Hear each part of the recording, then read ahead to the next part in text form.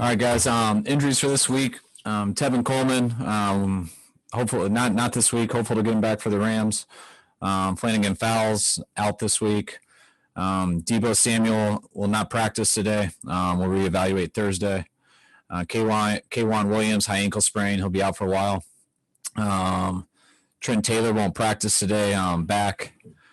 Tart is going to have to go on IR. Ended up being turf toe. Bourne won't practice today. Remains in the COVID protocol list. Mostert won't practice. Won't play this week. Hopeful to have him back also for the Rams. Sherman will get back in practice today for the first time. And I think that's all I got. Go ahead.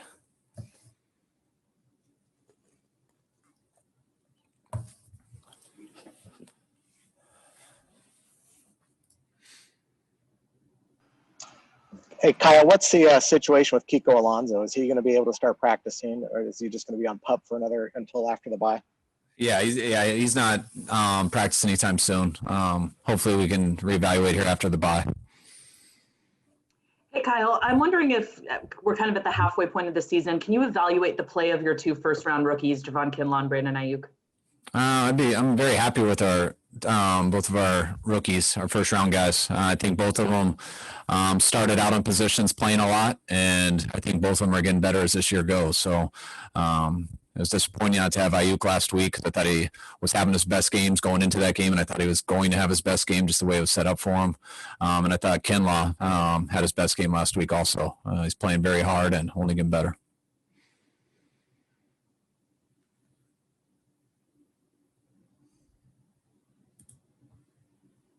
Kyle, with Kwan Williams, is that a situation you're going to have to end up putting him on injured reserve also? Yes. We just have to decide on. Well, we don't know yet because he can't go on an IR to return twice.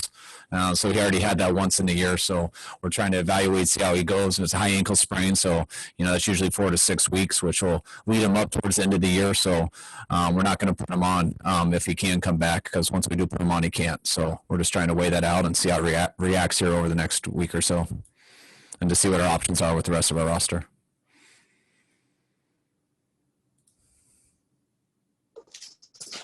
Kyle, just how much did Manuel Sanders mean to you guys last year, and how hard was it to lose him in the offseason? He meant a ton. I mean, I think it would have been real hard to get to where we got to if we didn't make that move for him. And came in, did exactly what I was hoping for and more. Really hard to lose Emmanuel this offseason. One of the toughest decisions we had to make, but New Orleans came through and gave him what he deserved, and we had to move a different direction and go there in the draft. But just watching him and what he did for us in that game last year, these last couple of days was unbelievable, and he's doing an unbelievable job for them also. What's the expectation for Richard Sherman this week? Is it more likely he plays against the Rams, or are you guys still taking a wait and see approach? Yeah, I think I'm holding out hope for the Rams. I know Dr. Sherman thinks he's got a chance this week, and I've been around him enough that's why I don't count him out on that. But my goal is hopefully to get him back by the Rams. But I won't rule him out for anything because of how his prognosis is. Hi, Kyle. Last year, Weston got hurt in that New Orleans game. What kind of impact has that had over the course of this year with, I think you're down to your sixth center since then, now losing him on the offense? Huge impact. That Richburg was playing at extremely high level last year for all the way up to that game. And he got rolled up on I think it was a 3rd and 1. Bent backwards on it, messed his knee up pretty bad. And I remember having mixed emotions after that game because it was one of the coolest wins that I had been a part of. But I remember how big of a deal it was losing Richburg. And then the way that Ben Garland came in the rest of the year and stepped it up and really did an unbelievable job helping us, which gave him some experience, which helped us manage it a little bit, not getting Richburg back this year. But then it's been tough losing Ben too. Hey, Kyle, what did you make of what the Saints did to the Buccaneers Sunday night? It doesn't surprise. It always surprises you when anyone wins by that much in the NFL because everyone's pretty good. But yeah, it's, everyone knows how good Tampa Bay's offense and defense is also, and some of the players they got too. But when you got some of the players that the Saints have and the schemes that they have, the coaching they have, with the quarterback they have, if they're on and the team they're playing against is off, that'll happen to anybody. Kyle, did you guys put in a waiver claim for Tack McKinley? And if the answer is no, do you have the salary cap space, given all the roster maneuvering, bringing guys up from practice squad, et cetera, for the next 7 weeks to accommodate a veteran like McKinley? It's not easy. I don't know. I don't think we put in the claim for him. I know that we were behind a number of people. I'm assuming that he went to some people, but yeah, it's always tough when you're in the situation that we're in. But you can make things work and move some things around. But I don't think we're going that direction. Kyle, you're going to a venue that you're finally going to have fans in the stadium. Is there a little kind of anticipation for that? I think it'll excite the guys a little bit. I mean, it's been a little different playing in front of no fans this year, so I think it'll give a little bit more energy. I love fans being there. Hopefully they won't be as loud, 6,000 of them, as they were last year. I'd be surprised if they were. But no, I think the guys would rather there be opposing fans than no fans, as long as we can hear. Kyle, when you look at the Saints offense and you see Alvin Kamara, what he can do, I mean, how much of a dynamic offensive threat is that? Huge. I mean, he's how good he is at running the ball, and the fact how good he is out of the backfield and man-to-man routes, just checkdowns or screens. And then when you pair him with the receivers he has and the quarterback he has, it's the perfect combination of everything. Hey, Kyle, going back to the fans being at this game, a lot of your guys are from the South, and maybe some family members and people that are familiar with some of your players will be there. Is that something that you'll have to address with the team, that, even though some people, handful of people or whomever might be in the stands, you just can't have contact with them? I think it'll be no different. And it's been every week when we've gone somewhere. We haven't been able to leave the hotel or people come in. It was a challenge our first road trip. You're used to some people haven't seen their mom and stuff for a while. You go to New York and guys couldn't do it. So I don't think anything changes the fact fans are in the stands. So our protocols won't change. So I think it should be the same as usual for the guys.